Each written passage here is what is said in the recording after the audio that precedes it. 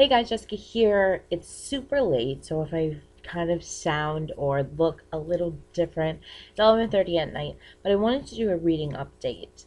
Um, just tell you kind of what I've been reading, and what I couldn't finish and such. So I did read 50 Shades of Grey. I'm not going to be reviewing that on my channel.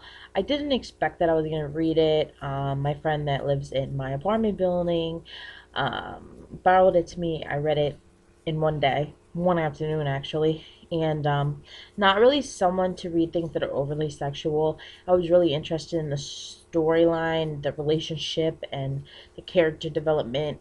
And I'm not gonna lie, I did skip through a lot of the sex scenes. But it is an interesting story, and E.L. James, I believe is the author, is if she is a phenomenal author. Just the details of just what they look like, and just the scene. You really get this scene in your head, and you visualize, um, things happening. I'm not saying that in the sexual scenes, but I'm saying just in general when they're eating dinner, when there's just such a colorful way of writing that keeps you reading and reading and reading and reading. I just realized I have like bags under my eyes.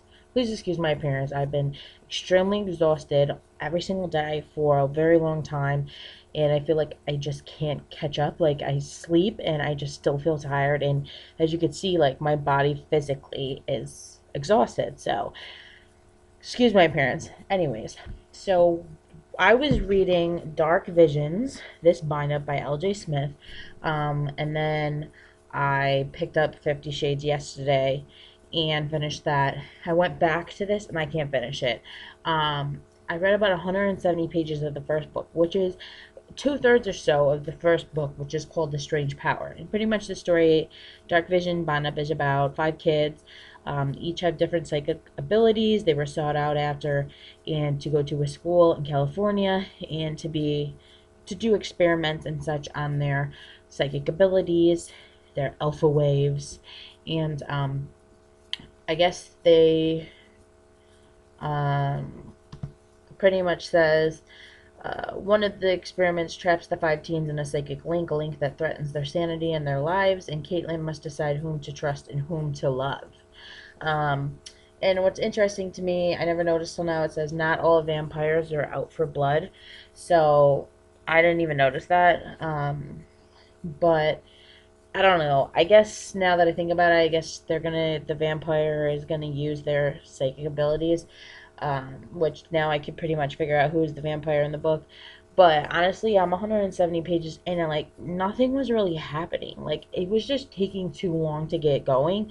And you're already two-thirds through the first book of a series, and you're still like, when is something gonna happen? You know what I mean? And I just didn't feel like keep reading something that's just dragging, like nothing's happening. And I didn't want to spend more time and then get through the first book and nothing still didn't happen. You know what I mean? So I'm gonna pick up something different before I go to bed and read a little bit. Probably gonna end up passing out in like 5 or 10 minutes, but sorry guys. But that's my reading update. I'm not sure exactly what I'm gonna read next. I don't have that many things to read. I do have quite a bit of bind ups to read, which are perfect for fall because they're like vampires, witches, and stuff like that, which I like reading about all year round. But it's a little bit more exciting in October, November, September, October, November to read because it's like fall and there's haunted hay rides and haunted houses, and people are decorating and they're putting like that web outside their house, and like bales of hay, and like I don't know, I just kind of like this time of year. But anyways, I'm rambling, so that's my reading update. What have you been reading lately? Please tell me in a comment. Bye. Happy reading.